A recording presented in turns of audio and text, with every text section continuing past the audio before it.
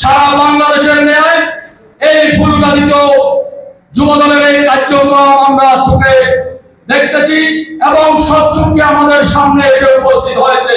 প্রিয় ছাত্র বন্ধুগণ, আমি বিশ্বাস করি সারা বাংলাদেশের ন্যায় ফেনী জেলা যুবদল আধুনিক যুবদলে পরিণত হবে ইনশাআল্লাহ। জনাব নাজিরউদ্দিন খন্দকার, নইমুল্লাহ চৌধুরী পলাতে এবং বিপিন কালামের যোগ্য নেতৃত্বে ফেনী জেলা যুবদল একটি আধুনিক যুব সংগঠনে পরিণত হবে। তাই আপনাদেরকে আমি উদ্দেশ্য করে বলতে চাই, আপনারা যারা মাঠে ঘাটে বিগত হাতিয়ার রক্ত চক্ষুকে উপেক্ষা করে তাদের কাজ ফিরিয়ে স্বৈরাচার হাতিয়ার বিরুদ্ধে আন্দোলন করেছিলেন, আমরা সবাই তাদেরকে চিনি ইনশাআল্লাহ।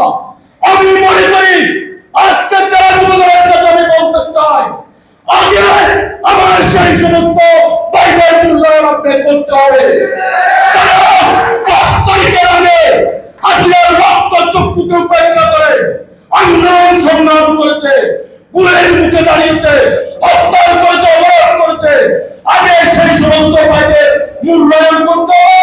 তারপরে যারা সুবিধা নিয়ে এসেছেন আপনাদেরকে আমরা বলবো আপনারাও আসবেন, তবে আমাদের সেই সমস্ত বাইবেল পিছনে আসবে। সুবিধাবাদী যারা আছেন তারাও থাকবেন। আরেকটা কথা বলে আমি আমার বক্তব্য শেষ করবো। প্রিয় ছাত্র বন্ধুগণ, কিছুদিন মধ্যে আমরা দেখতে পাচ্ছি বিগত 18 নির্বাচন থেকে আমাদের পেরিয়া আসনের সাংগঠনিক সমন্বয়ক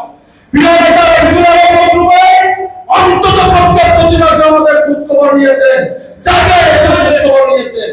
এখন নির্বাচনকে সামনে রেখে কিছু কুচুক্তি নয় অতীতের বাকিরা দেখা যাচ্ছে।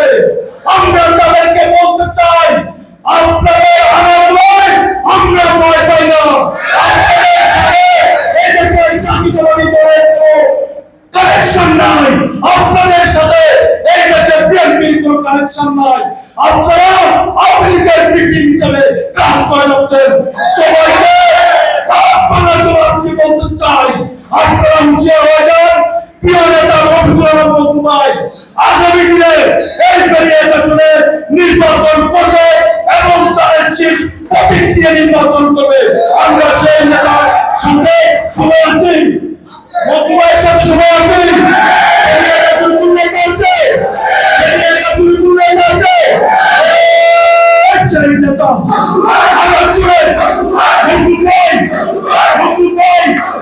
সবাইকে ধন্যবাদ। প্রিয় নেতা রফিকুল আলম মজনু ভাই জিন্দাবাদ, তারুণ্যের অহংকার তারেক রহমান জিন্দাবাদ, দেশনেত্রী বেগম খালেদা জিয়া দীর্ঘজীবী হোক, শহীদ রাষ্ট্রপতি জিয়াউর রহমান অমর হোক এবং আমাদের প্রয়াত সংসদ সদস্য মেজর সাহিদ ইস্কান্দার অমর হোক। আসসালামু আলাইকুম।